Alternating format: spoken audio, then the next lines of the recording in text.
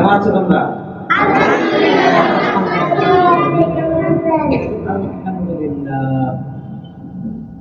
তোমরা যে মাদ্রাসায় পড়ো, তোমাদের মনে কি কখনো এটা হয় যে আমরা স্কুলে পড়ি না মাদ্রাসায় পড়ি, এরকম মনে আসে না?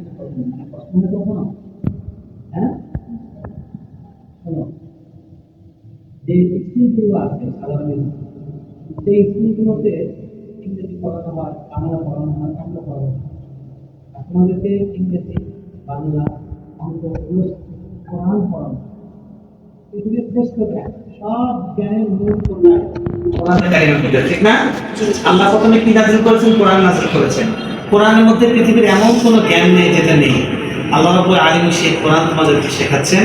এজন্য রাসূল সাল্লাল্লাহু আলাইহি ওয়াসাল্লাম বলেছেন, খায়রুকুম মান তাআল্লামাল কুরআনা ওয়া আল্লামা। কারা শ্রেষ্ঠ বলো?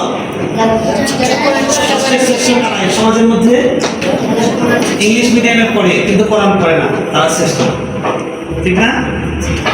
50 তলা বিল্ডিং আছে, বিল্ডিং এর মালিক, মার্কেটের মালিক, কিন্তু কোরআন পড়তে পারে না, শ্রেষ্ঠ না। শ্রেষ্ঠ কে? যারা কোরআন পড়ে।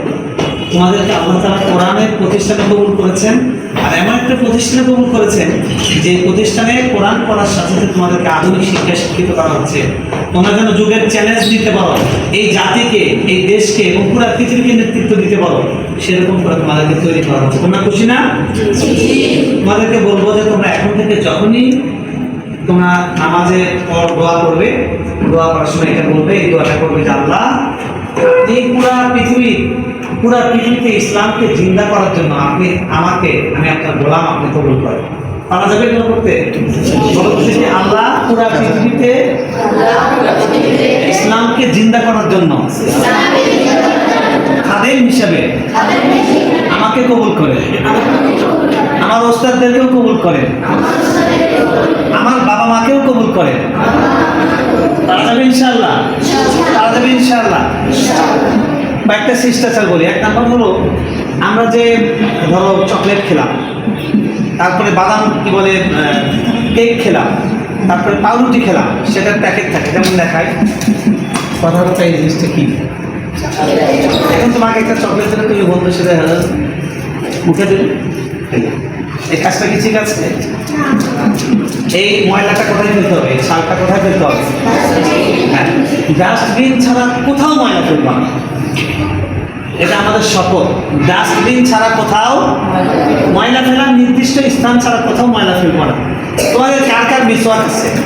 মিসওয়াক আছে কার কার? দেখি, মাশাআল্লাহ মাশাআল্লাহ। আচ্ছা, হাত নাও। কার কার ব্রাশ আছে? ব্রাশ, মাশাআল্লাহ।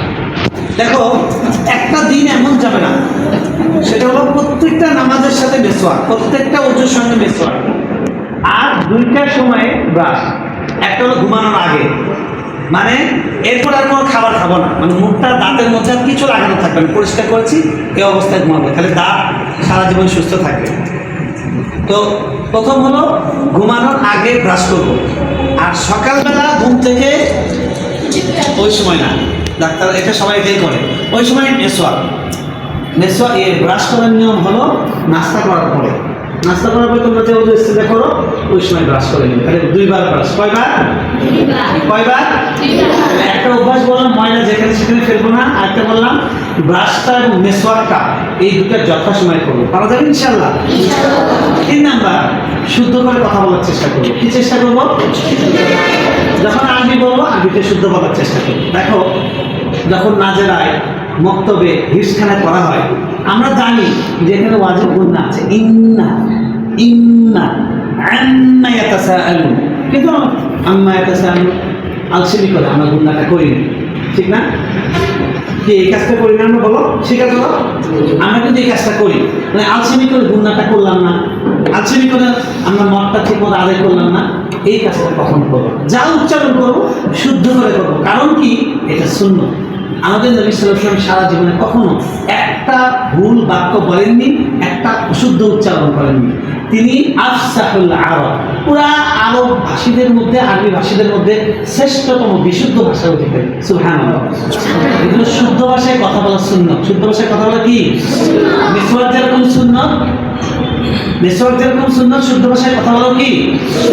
চিটাগাংয়ের ভাষা, আমাদের আঞ্চলিক বসে কথা বলবো আমার আম্মুর সঙ্গে।